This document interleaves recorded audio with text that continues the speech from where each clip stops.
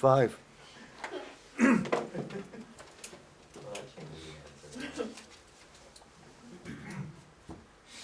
encourage the use of Yeah, I'd make the calculators answer for just hockey. number 2. Because it'd be 4/2. Because it's 3 times 2 is 6, and then negative 2 times negative 1, so positive 2, and it's over negative 3, so 8 over negative 2. Should be satisfactory. You should simplify that too. What's your next step?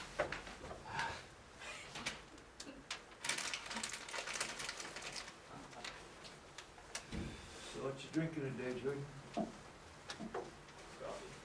Just straight coffee? Fancy flavors. You feel right at home with the IFSM class. We still got Ayano and Mike. And Oh, really? questioning each other, yeah. I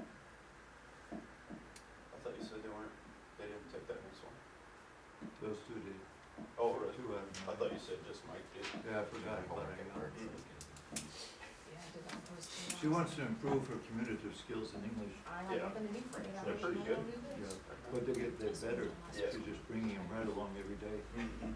She really works hard at something she does. She got my fiance that job too. She's training up right now. Ayano's a competent, effective person. Yeah. Very much so. It was like a week after she said something about it. We were up and out more. You're already doing the interview and she was a shoe-in pretty much. That's who she is. And as you notice, she's got pretty high programming skills too. Along the page. So,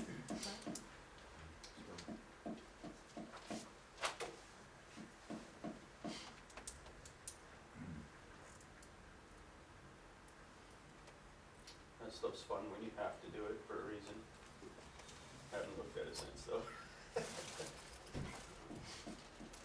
fun if somebody pays you. Hi, how are you today, Jeremiah?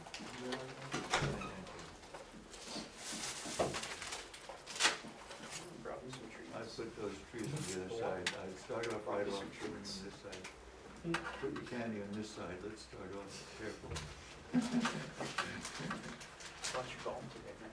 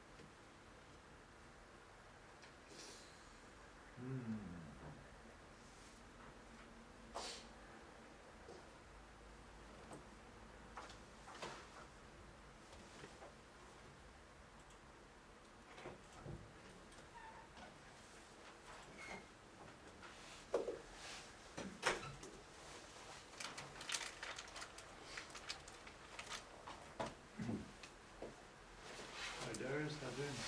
Good, how are you? So.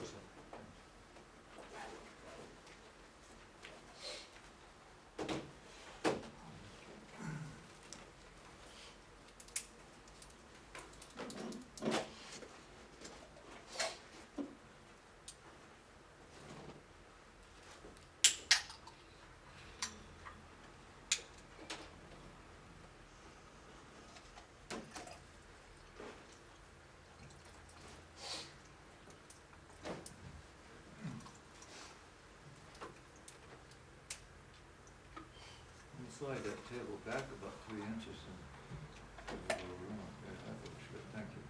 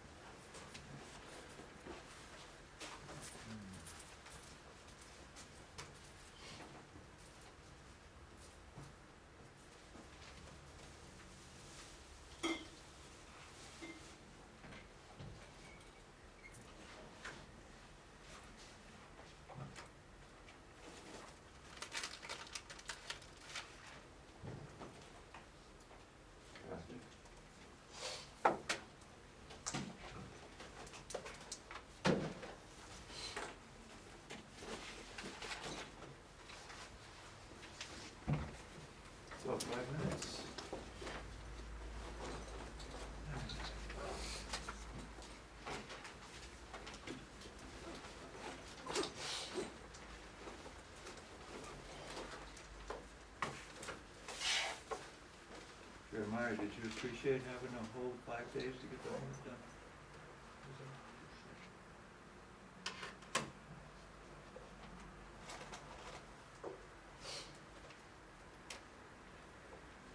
Practicing, but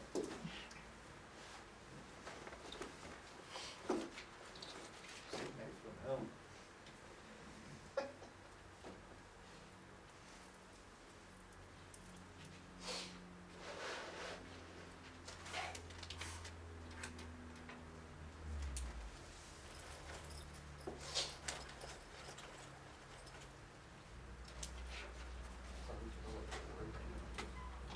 Oh, I'll do that.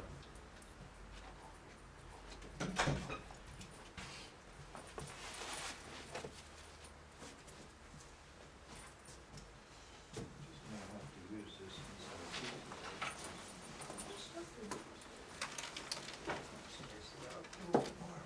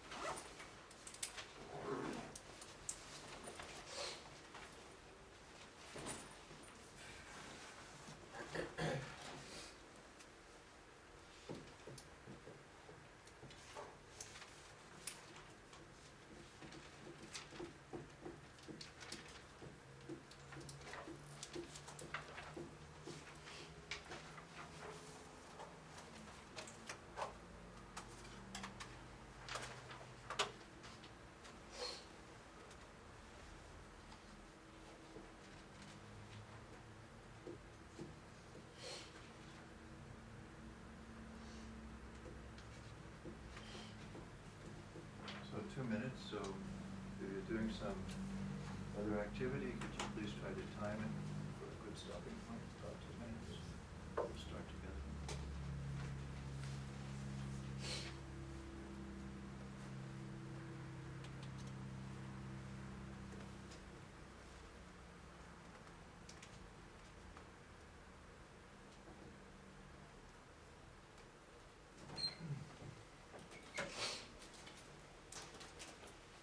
Hi, Kelly.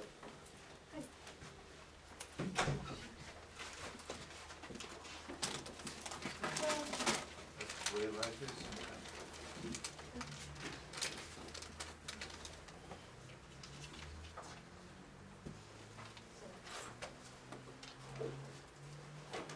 You'll be the keeper of the trash bag. Sorry.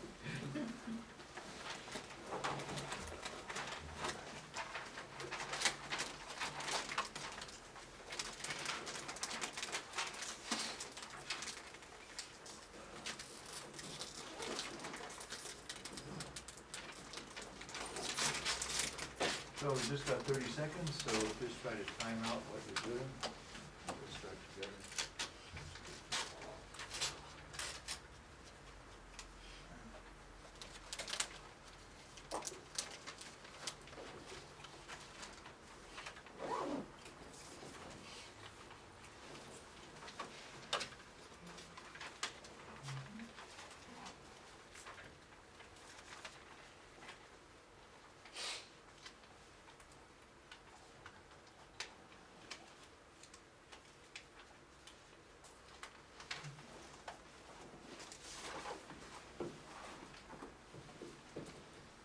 So with just 10 seconds to go, could I get you to drop pencils and thanks very much. Any requests, announcements, comments? Class is going very well. Apologize, there's no test this week. Tissues are here, I know it's sad. But the next test will be in 7 days. And it's twice as much material as your first test. So you want to remember how you got the score that you wanted on your first test. And do the same thing for your second test, not let up. So with that in mind, we do have a workshop Saturday, 2 to 4, and we do expect Alex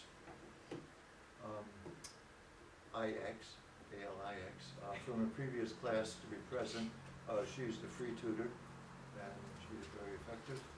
We expect her to be here this Saturday also for that. And the other resources are out there as well. Your videos keep getting pumped out there. All 4 previous videos are out there already. Has anybody taken a look at them yet? Hi, glad you're here, Richmond. We got a seat right under the clock there. Thanks for getting the message. Has anybody managed to take a look at any of those first 4 videos? Yes, so the links are in place, everything's working, glad to hear it. So if you want to see something slowed down, then that's where you go. Okay. Also, you can go out to YouTube and you can type in any topic, and you can get lots of little clips to look at by other instructors. Khan Academy's favorite. Has anybody gone out and taken advantage of those? Those are also very effective. And I'm available too, usually throughout the day. We can make appointments and work on one-on-one if you care to. Yes, sir. I've probably been in touch with you throughout the day because I called the UMBC to see how I'm doing anything. Is email best? No, we have to make appointment ahead of time. Yeah. Just time and day, and I'll be here, you'll be here. But as far as spontaneous stuff, that's pretty hit and miss. I'm in and out, so, and they don't want any part of making a connection, as you found out. So it's hit and miss, and I'm not available by phone. I'm old school, and that goes, and so, the best thing to do is to make a pre-appointment with me, and we'll work that. Thank you. Okay, what also works in other sections, worked very well down in Okinawa, is students will form a sub-study group. 4, 5, 6, 12 people will meet at someone's house or the conference room in the library, which is always available. Nice private closed-door room, and you will go over work together. That was very, very effective for some of you. All we need is one person who's an organizing type person that's going to put it together. And that can be very effective also, if you want to go there. Right now, we're ramping it up 1 gear. Some of you noticed we're covering more material faster. I'm going to do all of chapter 3 today. So fasten seatbelts. And it's going to continue for the next part of the course, is that we're going to ramp it up at least twice more. So we're picking it up now.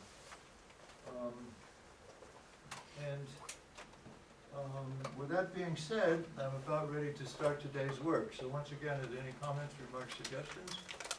Okay, since there's so much presentation, we're going to present 5 sections. First, I'll start with some presentation. Richmond, you've seen these first 3 before, so you might not want to see it again. Your choice. And then we'll do some whiteboard work, and then I'll present the last 2 sections, which are new. By the way, I'd like to introduce Richmond and Valdez, who are refugees from the noontime class. They had to do something called mission, and they weren't able to come to class. So I invited them to come this evening, and I invite you guys to come to the lunchtime class, anytime you care to as well. It's better for them because they get to see the work they missed. But for you, you'll have to go see the work you're hoping you're not going to see yet, because they're a day ahead of you, as far as that goes. So you can see stuff early, not late. But you're all invited to the noontime course. And we really need you there, because we don't really have enough people to do the whiteboard work properly. So you can sort of show up just to donate your services, if for no other reason. They're pretty friendly, most of the time. So any other organizational comments or remarks? Then I'm going to start today's work. This will be our handout for today. And as you see, it's dealing with chapter 3. You've got one already, so yeah.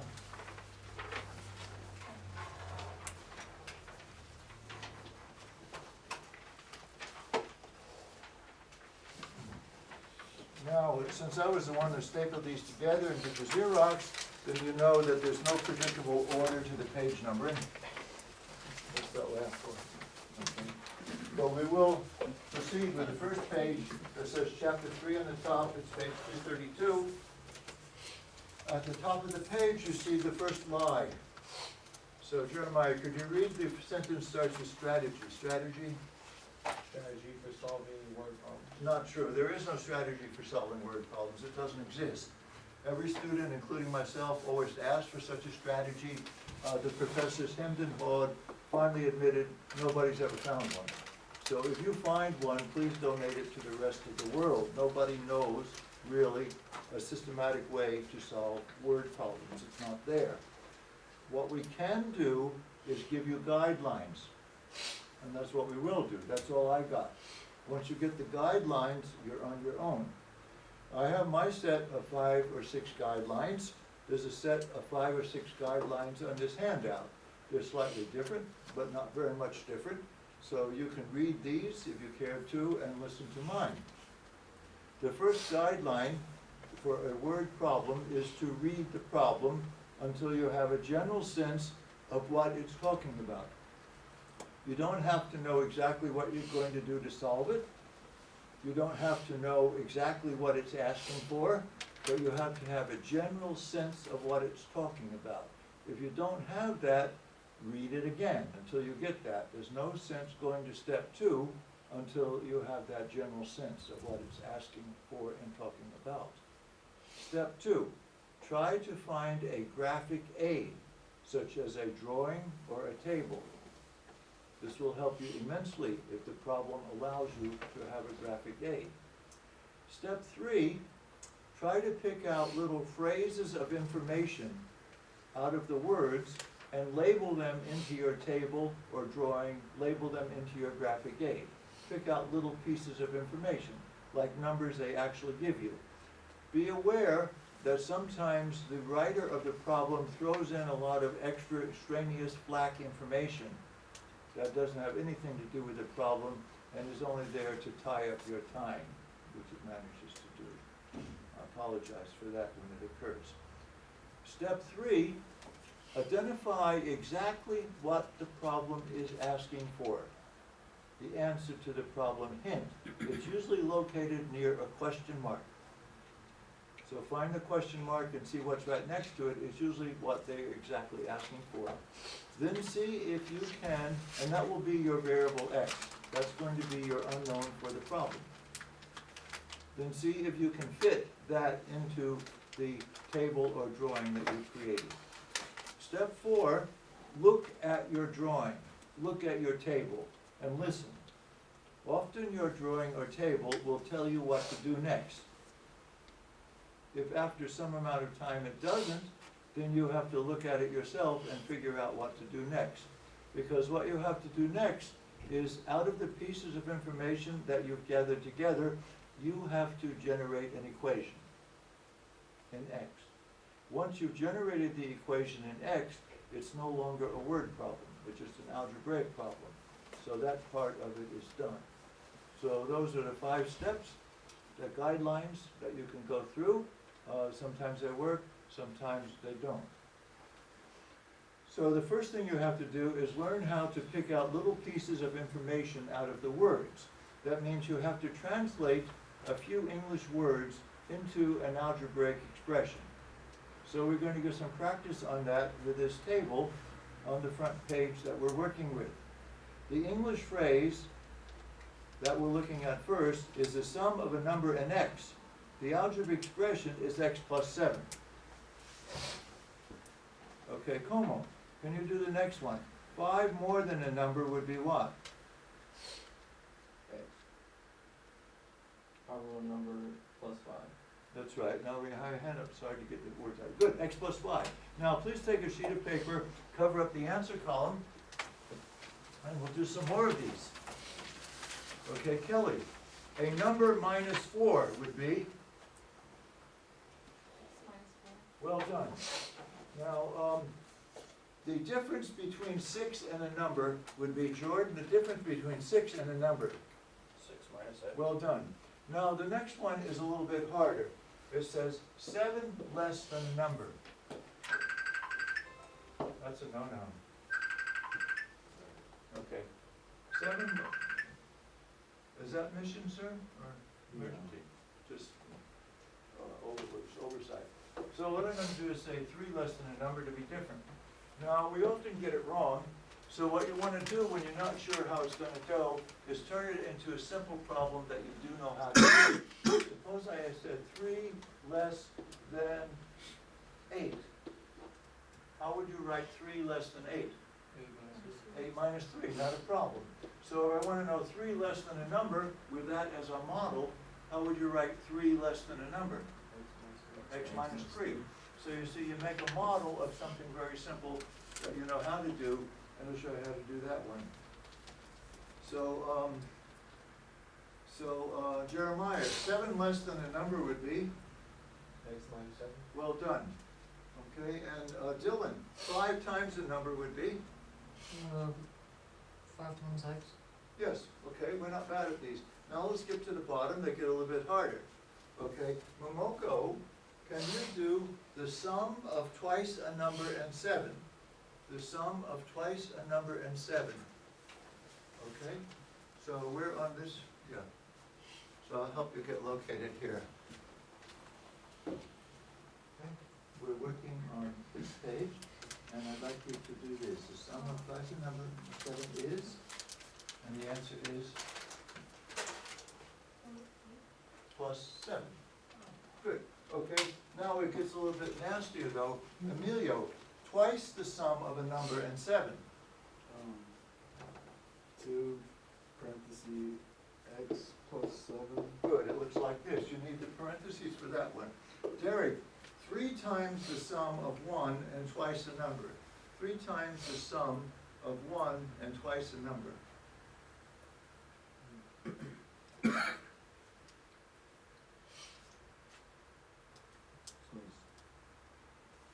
Let's approach it in pieces. What is the sum of 1 and twice a number?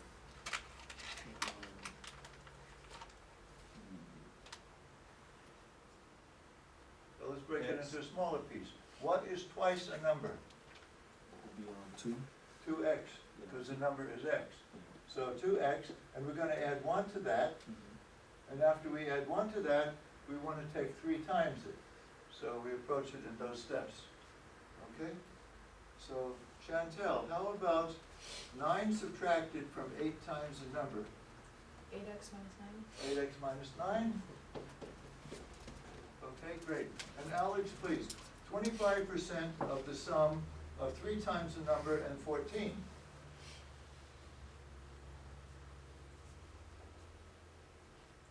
The,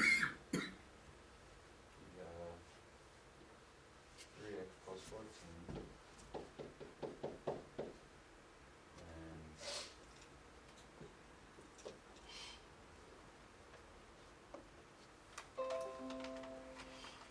And in parentheses, 0.25. Well done. Nailed. Good. Okay, good. 7 times a number increased by 24. Darius, how would you say 7 times a number increased by 24?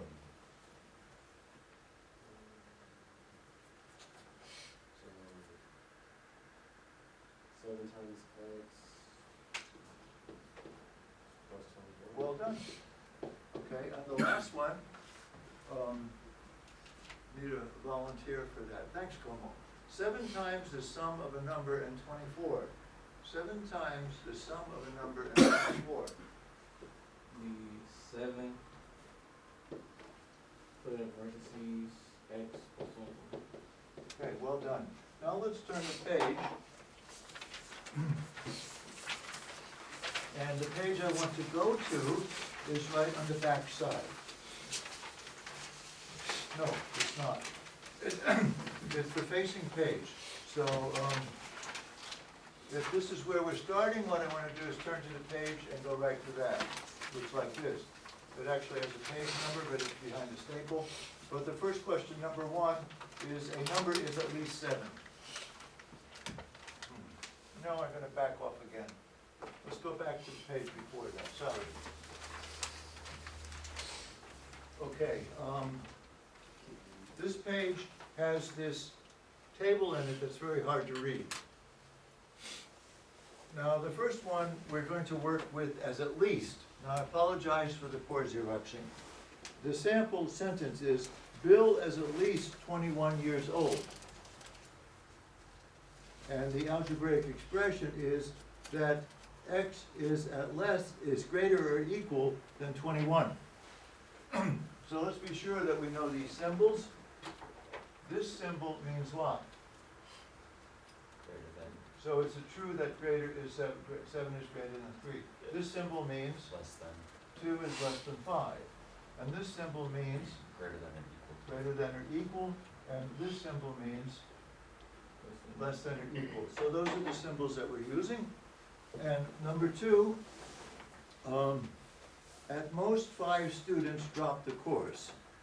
Now, to give you an illustration, Darius, just suppose, I'm not saying that, but just suppose that you go out drinking with your buddies and you permit yourself to drink at most 3 drinks. What are the possible number of drinks that you can have? 0, 1, 2, or 3, agreed? At most means 0, 1, 2, or 3. So how would we express this algebraically? Anybody? X less than or equal to 3. X less than or equal to 3. Okay, now let's cover up the answer column. The next one. To qualify, earnings cannot exceed $12,000. So Kelly, how would you translate cannot exceed 12,000? X less than or equal to 12,000. Nailed it. Now the next one is for everyone in this room, because I've seen you guys drive. The speed must exceed 15 miles an hour. I see you guys, you see the sign says 30, you say to yourself, I have to go at least 30. So, Dylan, how do you say the speed must exceed 15 miles an hour in algebra? Must exceed. X is greater than or equal to 15. Ooh. No. One more time. Must exceed. Must exceed. Must be greater than. You want to take out the equal. Oh, How about X just greater X than greater 15. than 15? X greater than 15. Nasty little trap there. Jordan, Tucker's weight is less than 50 pounds. X less than 50. Good.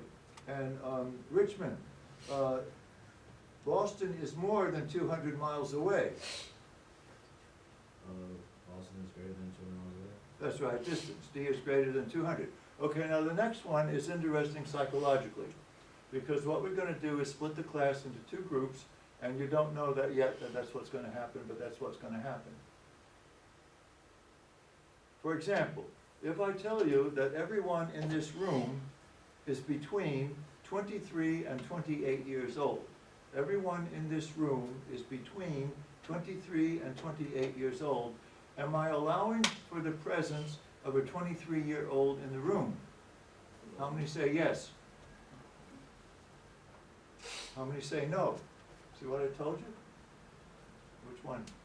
Yes or no? In other words, if I say between 23 and 28, am I including the endpoints? Yes. And of course I am, because that's the right way to do it. Now the people that say, no, you're not, you need to say, why not? Because that's the right way to do it. And we're both absolutely sure that we're right. Now, I have no idea why I'm sure I'm right, I just know I'm right. And maybe it was because I was taught this at an early age. And maybe that's why you have your viewpoint also. We're both dead sure we're right, but none of us really know why or can say why it is that we're right.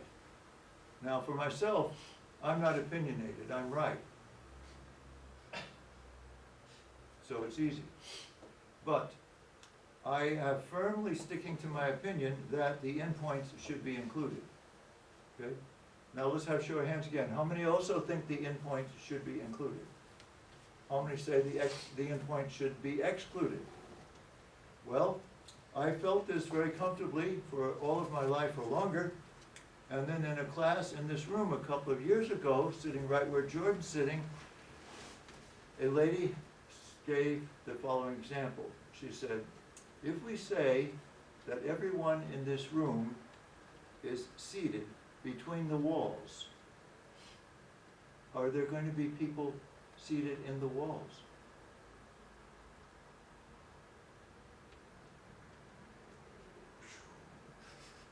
That's just what happened to me too. I changed the subject and haven't visited the question since. But it really caught me up short because I looked and I couldn't see anybody in the walls. So I thought she had a very valid point.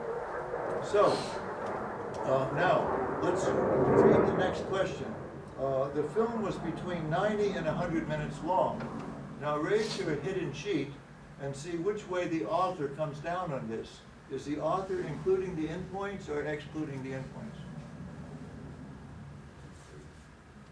What does he say there? He says T is greater than 90 and less than 100. So he Excluding, right? Otherwise he would say greater than or equal. And he doesn't. So he's excluding. So he's obviously one of those. But it's his book, so he gets to do it his way. Now this is an ambiguity in the English language. And to rectify it, we qualify it with the words exclusive or inclusive. I can say everyone in this room is between the ages of 23 and 28 inclusive, meaning including the endpoints. Or everyone in this room is seated between the walls exclusive, meaning no one is in the walls. So that's a weakness in the English language among many, many others. For example, one of the reasons it's so difficult to learn English as a second language is what is the difference between a day off and an off day? Would not this drive you crazy in your second language? It's bad enough in your first language, agreed? But a day off is a day that you didn't go to work. But an off day is a day that you did go to work, but you shouldn't have. English has thousands of these, huh? So let's do the last one. Derek, please. Bing weighs no more than 90 pounds, no more. So then, X is lesser than 90? How about no more than 90 pounds? Are you allowing for 90 pounds to be acceptable? No Yes, more? Yes, because he's. Yes, you are, so less than or equal. Yes. Okay, so now Chanel, let's do the real last one. Valerie scored no less than 83. No less than 83. Algebraically, it is So X is greater or less than equal. greater or less or equal. Greater or Greater or equal. Greater or equal. Greater. Let's turn the page now. Some of these are harder than others. So Valdez, can you get us started with a number is at least 7? X is greater than or equal to 7? Good. Okay, now a harder one. Kelly, a number is greater than or equal to 5. In algebra, how would that be done? Well done. Good. We're laughing. The baby weighs more than 2K. X is greater than 2. Yes, okay, now I'm not gonna touch any of these betweens, so let's go to number 8. So, Darius, the amount of acid is not to exceed 40. Not to exceed 40. X is less than 40. Is 40 okay? Does 40 exceed 40? X is less than or greater than 40. Or X are greater, less than or equal to 40? Okay, good. Emilio, the cost of gasoline is no less than $1.50, number 9. No less than $1.50. X is greater than or equal to. Well done. Alex, next, the temperature is at most -2. At most -2.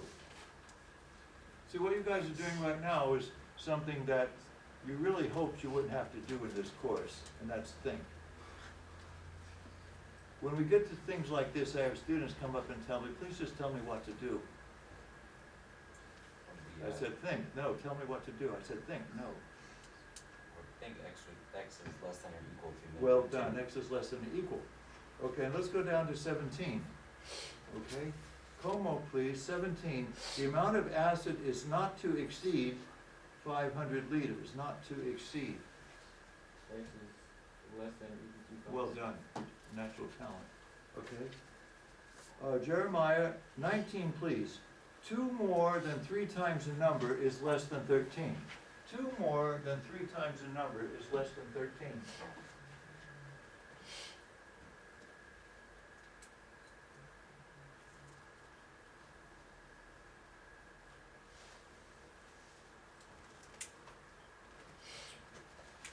By the way, these were taken out of the Math 12 textbook, which is the textbook that you should have finished before you started this course. 2 more than 3 times the number is less than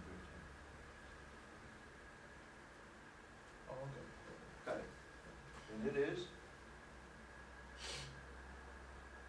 3x plus 2 is less than 13. Well done. And Jordan, can you take us out with 20?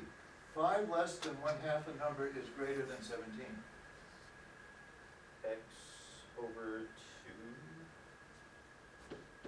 minus 5 greater than 17.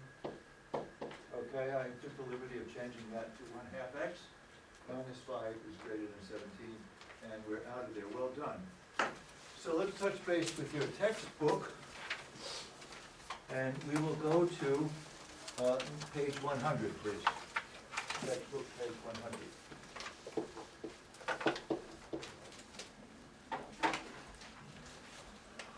These are nastier. This is now up to Math 103 level, no longer Math 12. The sum of 2 numbers is 30. The sum of 2 numbers is 30. Okay? If the sum of 2 numbers is 30, let's say that one number is smaller than the other. I'm going to let x equal the smaller number.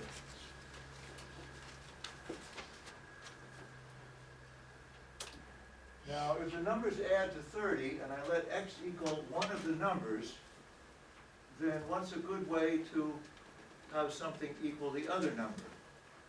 What would you suggest that we let equal the other number? Not X. Sorry? Not X. Not x. That's highly original. Okay. Valdez knows better than to suggest y. But, yes, yes, Jeremiah has it. And it is? I don't think he's asking what. I'm not gonna do it. Okay, now, let me give you another example. If 2 numbers add up to 8, and one of the numbers is 3, and the 2 numbers add up to 8, then what's the other number? 5. How did you get it? 8 minus 3, agree? 8 minus 3? Now, if 2 numbers add up to 8, and one of the numbers is x, I suggest the other number is 8 minus x. All in favor? 2 numbers add up to 8. I'm calling one of the numbers x. Then what do I know about the other number? That it must be 8 minus x, because the 2 of them add up to x, agreed? Let's try a few. 2 numbers add up to 8. One of them is 2. What's the other number? 8 minus 2, 6. Right? 2 numbers add up to 8. One of them is 7. What's the other number? 1. 8 minus 7. So if 2 numbers add up to 8, you call one of them x, and you call one of them 8 minus x. Now in this problem on page 100, we have 2 numbers that add up to 30. He's going to call one of them p, and then what's he going to call the other one? 30 minus p. So that's how you do all these problems. Now, this phrase that he has, you're not going to like. The difference between twice the smaller number and 7. The difference between twice the smaller number and 7. So in this problem, we're going to let p equal the larger number. And 30 minus p then is a smaller number. So now let's translate the phrase into algebra. The difference between twice the smaller number and 7. Well, let's do it in pieces. If the smaller number is 30 minus p, then how do we say twice that number? So that's twice the smaller number. Now we want the difference between that and 7. So how do we take the difference between that and 7? Minus the 7. So this is how we translate that English phrase into an algebraic expression.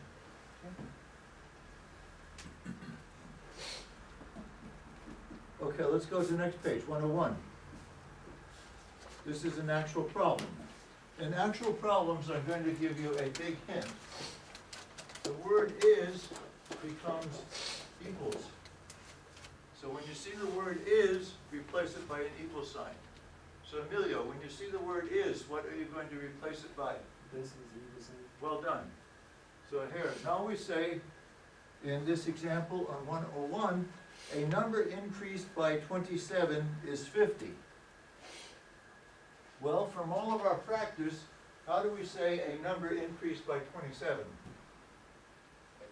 X plus 27. The word is becomes equals. So it equals 50. So we've written the equation. Could someone solve the equation? 23.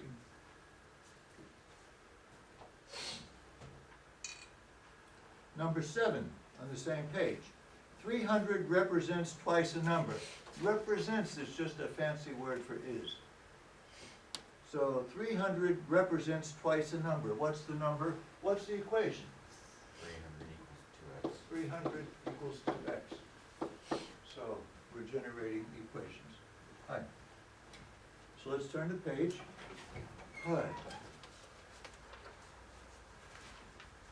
Number 9 on page 102. Number 9. The difference between a number and negative 7 is negative 16. So you do some and I'll do some. So the word is becomes equals. That's my part. Okay. Now your part. On the left side of the equal sign, we say the difference between a number and negative 7. How do I write the difference between a number and negative 7? X minus a minus 7. The difference between x and minus 7. How do you know that? Well, what's the difference between 9 and 6? It's 9 minus 6. What's the difference between x and 6? X minus 6. What's the difference between x and 7? Is x minus 7. And what's the difference between x and minus 7? Is x minus minus 7.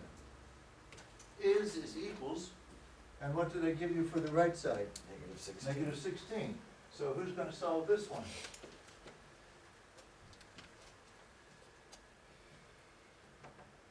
Yeah, x is equal to? Negative 9. Sorry? Negative 9. Oh, never mind. Negative 23. Yeah. Negative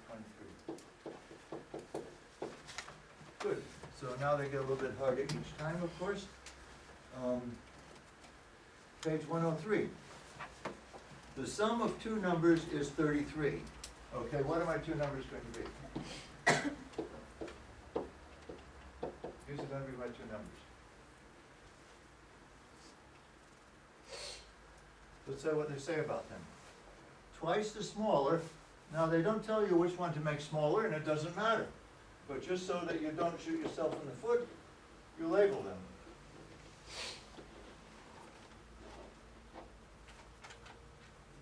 Now we want twice the smaller. Twice the smaller would be what? And equals. And what's it equal to? 3 more than the larger number. How do we write 3 more than the larger number? 33 minus x in parentheses. Not necessarily. Okay, so the answer is? Chantel, the answer is? You guys should be good at this by now. We've been doing it for 2 weeks. So we're going to add an x to each side. And we get 3x is equal to 33 plus 3, or 36. And 1x is equal to 12. Good. So this chapter always assumes that you've become expert in the previous chapters. So you can't blow off a chapter and say, I'll just work hard in the next one, because the next one assumes that you mastered that chapter. So we have to be able to do the algebraic equations to get into chapter 3. Okay. Now, let's go to the homework pages, 104 and 105.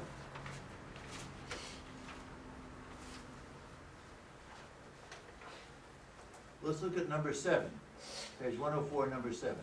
Let's have, no, I don't like that one, sorry, we do it, number 11, better, number 11. So can everyone do this? The sum of two numbers is 10.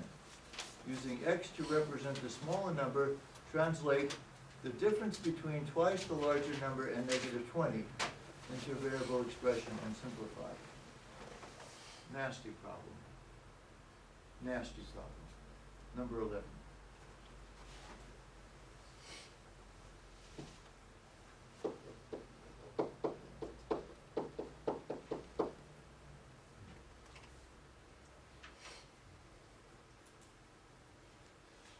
X is the smaller number.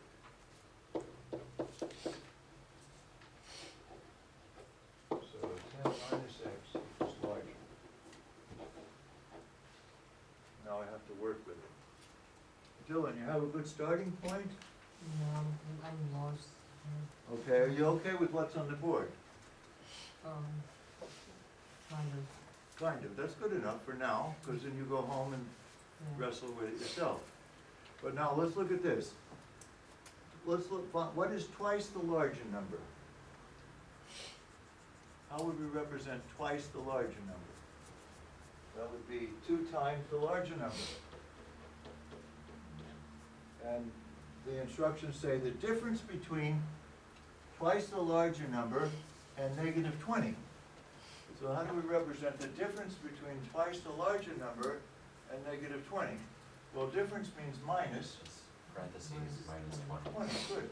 So now just go about simplifying. Instructions are to simplify. So remove parentheses and combine like terms.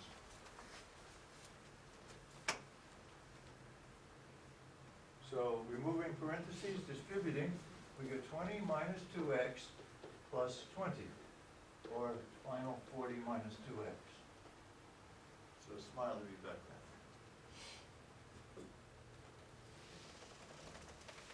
Now we'll do one more of this type.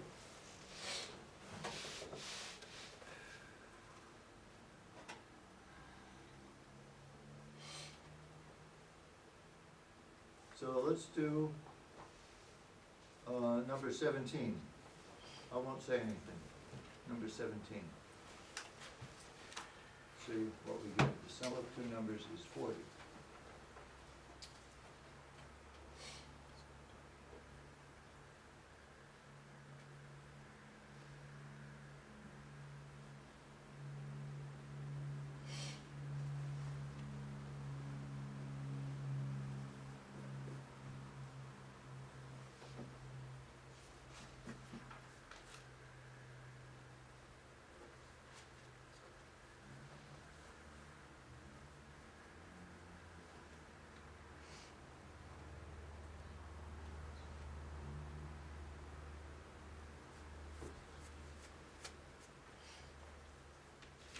So this number 17.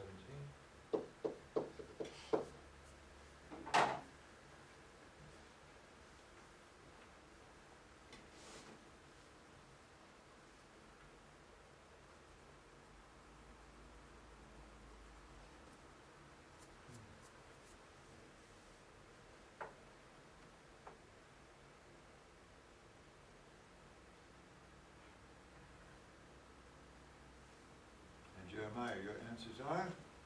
I'll have you. Wait. Alex, your answers. Still working on it. Sorry? Still working on it. Okay, sorry. Thought you looked up.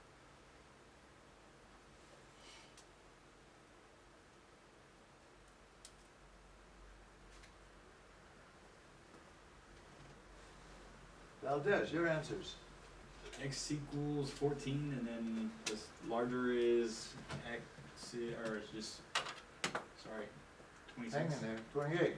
Yeah. How many can agree with 1428? Anybody want to see some steps? We have a request for some steps, Valdez, you're on call. Sorry about this. He's not like this at noon. It says two things are 40, right? Two numbers equal 40, so I have 40 minus x. So x is my smaller. 40 minus x is the larger. And after that, The we have, difference between twice the smaller so it's 2x and 42 minus 42 is negative 14. Negative 14. I do the hard part. Yeah, and then after this, you just solve it like any other problem. So add 42 to both sides.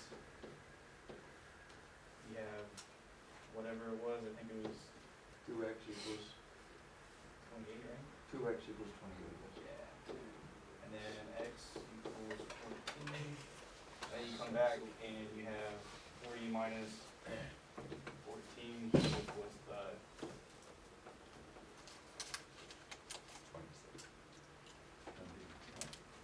26. Okay, if you didn't like this section, you're gonna hate the next one. Well, let's turn the page and go to 4.2. Page 4, section 4.2, page 107, example 1.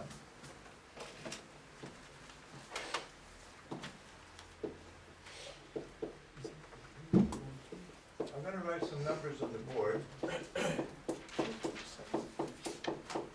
And how many of you would agree that this is a list of odd numbers? Okay?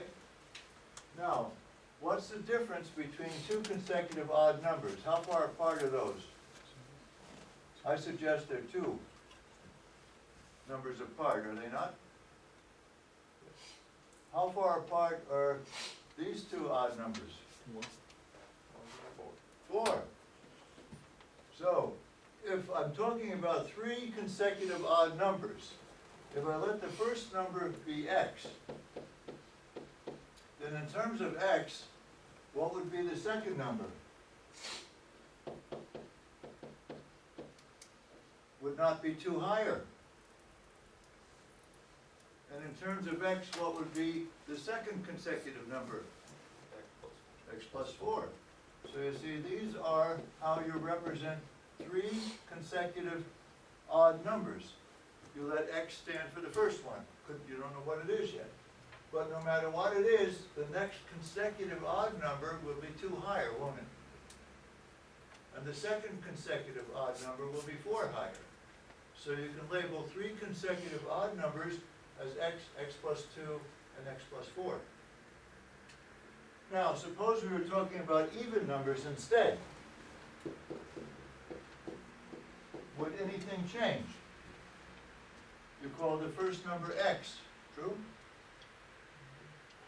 The next even number would be how many higher? 2. And the second even number would be 4 higher.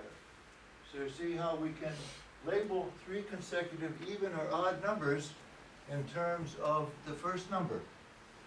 So example 1.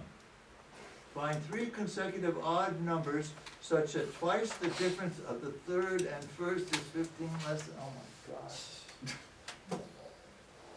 I'm sorry. I can't even read it, it's so bad.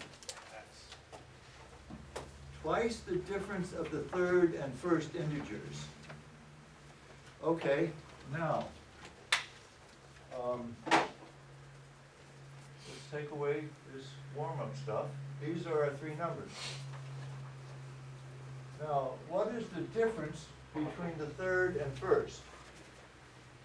The difference between the third and the first would be x plus 4, which is the third one, minus x, which is the first one, true? And they tell us that we have to take that difference and we have to twice it. So this is twice the difference between the third and the first.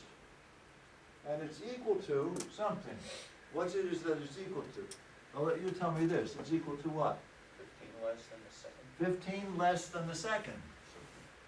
So it's 15 less than the second. So what's the second one? X plus two. And how do you get 15 less than that? Minus 15. Okay, solve. Because now the hard part's done. It's no longer a word problem. It's just not a great equation.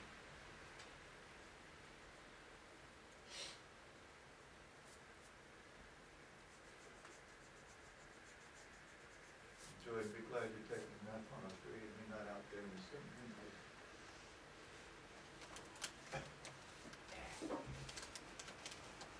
Okay, let's find our three numbers.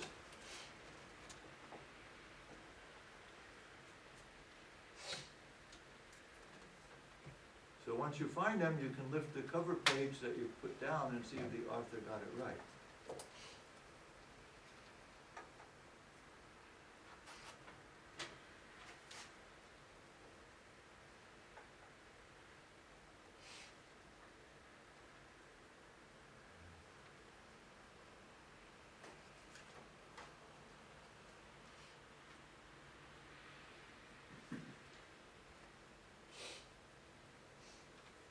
Jeremiah, you got the numbers?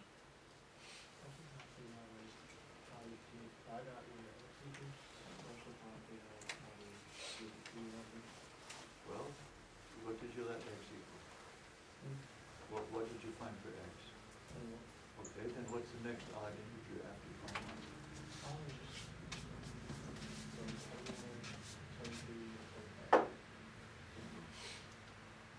Anyone want to see Jeremiah do it? No problem. 21, 23, 25, and it's on the page. Okay, now let's go to a hard one. At the bottom of the page, we have one of the hardest problems in the course. So what's the first thing we do? What's our first guideline? Read it till you have a general sense of what they're talking about. The stamp collector bought 250 stamps for $61.50. Purchase included 10-cent stamps, 25-cent stamps, and 30-cent stamps. The number of 25-cent stamps is 5 times the number of 10-cent stamps. Okay, I have a general sense. A general sense. Okay, what's the second guideline? Try to draw a graphic aid, agreed? So I'm going to make a table.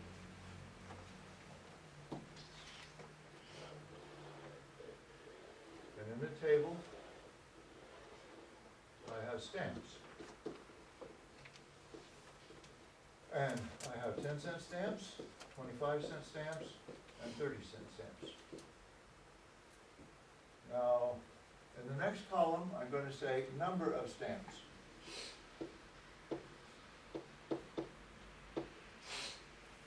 Now, I know something about the number of stamps, because down here I have a line of totals.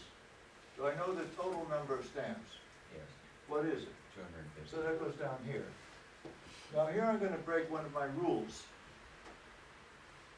Usually we let x equal what the problem is asking for. So in this problem, what is it they're asking for? 30-cent stamps. I'm going to break that rule. I'm going to let x equal the number of 10-cent stamps. X is my unknown variable. Now in terms of x, what can you say about the number of 25-cent stamps? 5x.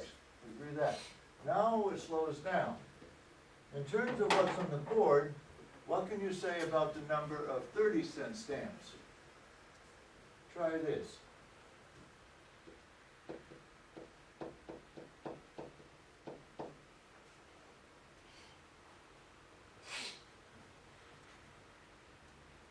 It's the total number of stamps minus the number of 10-cent stamps minus the number of 25-cent stamps.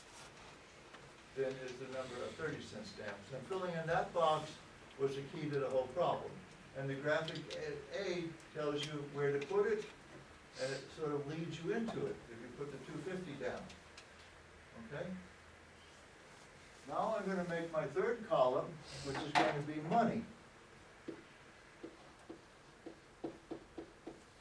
first, do I know a total amount of money in the problem? 6150, which I'm gonna write in terms of pennies, because my stamps are also in terms of pennies, and everything has to be in the same unit. Now, if I have one 10-cent stamp, how much money is involved? 10 cents, agreed? If I have two 10-cent stamps, how much money is involved? If I have 5 10-cent stamps, how much money is involved? 5 times 10, agreed? If I have X 10-cent stamps, how much money is involved?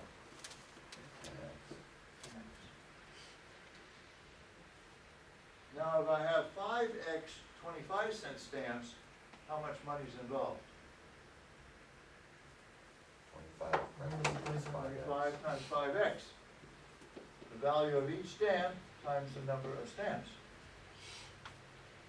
Now, if I have 250 minus X minus 5X, number of 30-cent stamps, how much money is involved in 30-cent stamps? 30 cents times the number of them. Does anyone see where we can generate an equation? Doesn't the sum of this and this and this have to equal the total? And the graph tells you that. So what we know is that 10x plus 25 times 5x plus 30 times 250 minus x minus 5x has to equal 6150. So let's solve. It's no longer a word problem.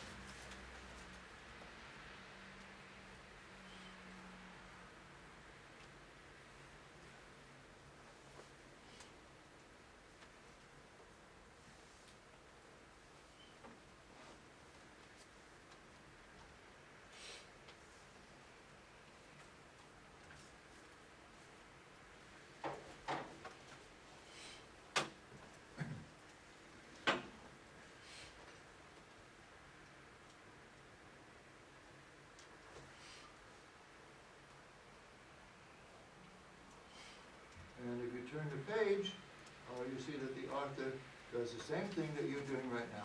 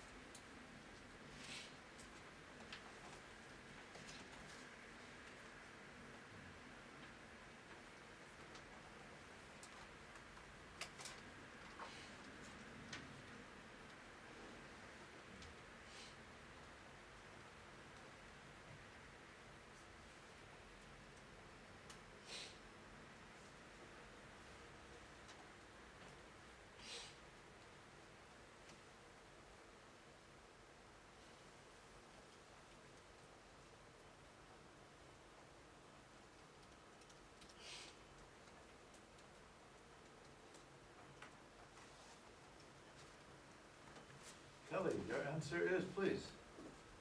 The answer to the problem, what did the problem ask? How many 30-cent stamps? 70 30-cent stamps. 70. X turns out to be 30, but then how do you answer the problem? Is you go back to this red expression, 250 minus 30 minus 150, tells you the number of 30-cent stamps. 70. one of the hardest problems in the course. So this is the end of section 3.2. The remaining sections in the course are not as complex as these word problems. They're more methodical, predictable. These word problems are logical nuts that have to be cracked. So the rest of the course is not this kind of conceptual difficulty. Conceptually, the rest of the course is easier as far as the thinking goes. Okay, now we just finished section 3.2, so I'm very quickly going to do section 3.3, which deals with the topic of ratio. And I'm going to do the entire section by giving you one very simple example, which illustrates the entire way that you do ratio. If I need 3 cups of flour to make a cake that's going to feed 18 people, then how many cups do I need to make a table cake that's going to feed 27 people? So X is the number of cups I need to make a cake that feeds 27 people if it takes 3 cups of flour to feed 18 people. Now you want the larger cake to have exactly the same taste as the smaller cake, agreed? So that means the ratio of cups of flour to people for the smaller cake has to be same as the ratio of cups to flour for the larger cake, where the taste won't be the same, agreed? So these are ratios. This is a ratio of 3 is to 18 and X is to 27. And since the ratios have to be equal for it to taste the same, you say 3 is to 18 as X is to 27. And you set up this proportion of ratios. This is how you do all the problems. Now, Dylan, does this equation qualify for cross multiplication? Yes. Yes, it does. So now what I want to be sure that you understand to do is to write down the units. Write down cups on top and people on the bottom, so that when you write the second fraction, you don't get it upside down. Also write cups on top and people on the bottom. If you don't write down the units, you've got a 50-50 chance of getting it upside down. So write down the units in the numerator and in the denominator. So let's cross multiply. 18 times X is equal to 3 times 27. Or 18X is equal to 21 carry 2 is 81, and X is equal to 81 over 18, which is equal to 9 over 2, which is equal to 4 1/2 cups. 4 1/2 cups, which you found out by ratio, 4 1/2 cups. 81 over 18, reduced by 9, you get 9 over 2, and we'll go to a mixed number because it's a recipe, and 4 1/2. So that's how we do all of section 3.3, and you richly deserve your 10-minute break. So very nice concentration for the past hour. So we'll come back at 5:49, and then it'll be whiteboard time. You won't even have to listen to me anymore. So break time.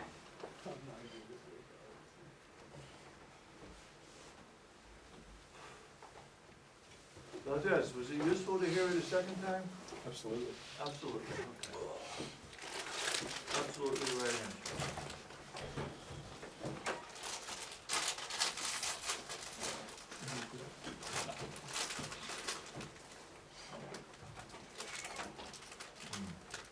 If you think this was a difficult hour, imagine what it's going to be for anybody that missed class.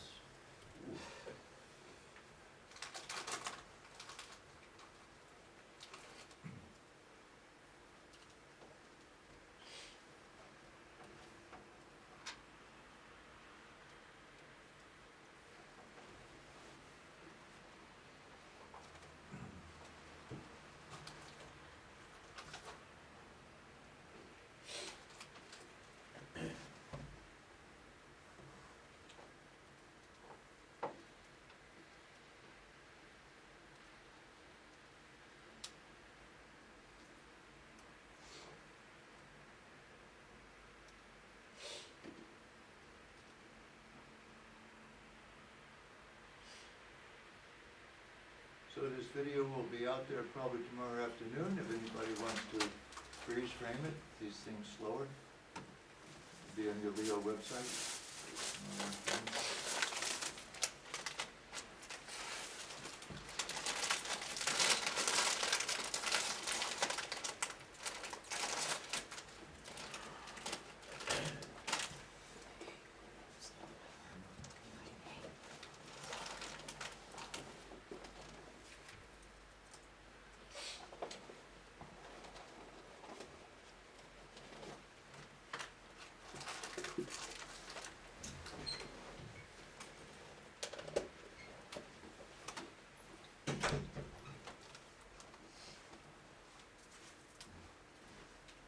It's long about this time in the course where people start to put my picture up on their dartboard.